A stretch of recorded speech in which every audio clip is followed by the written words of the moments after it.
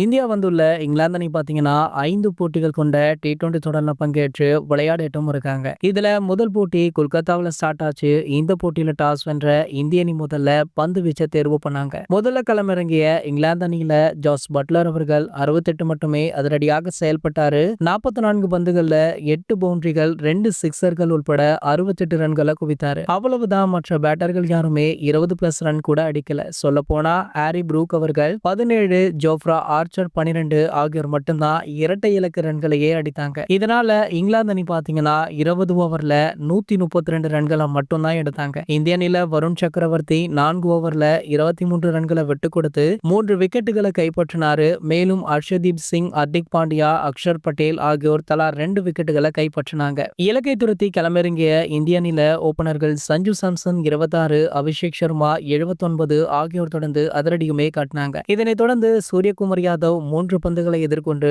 Duck out ஆனாரு. அடுத்து திலக் வர்மா 19 ரன்களை எடுத்தாரு. இதனால இந்திய அணி 12.5 ஓவர் முடிவுல 133 ரன்களை எடுத்து 7 விக்கெட்டுகள் வித்தியாசத்துல அபார வெற்றியை பெற்றாங்க.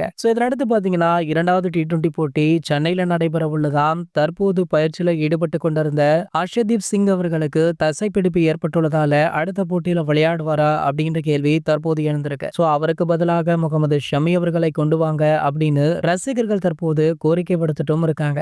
கண்டிப்பாக அடுத்த போட்டியில 11 அணில மாற்றம் இருக்கும் அப்படின்றதுமே தெரிய வந்திருக்கு. இது போன்ற கிரிக்கெட் செய்திகளை பத்தி நீங்க உடனே தெரிஞ்சுக்க நம்மளுடைய கிரிக்கெட் நியூஸ் அப்டேட்ஸ் அப்படின்ற நம்ம சேனலை சப்ஸ்கிரைப் பண்ணிக்கோங்க.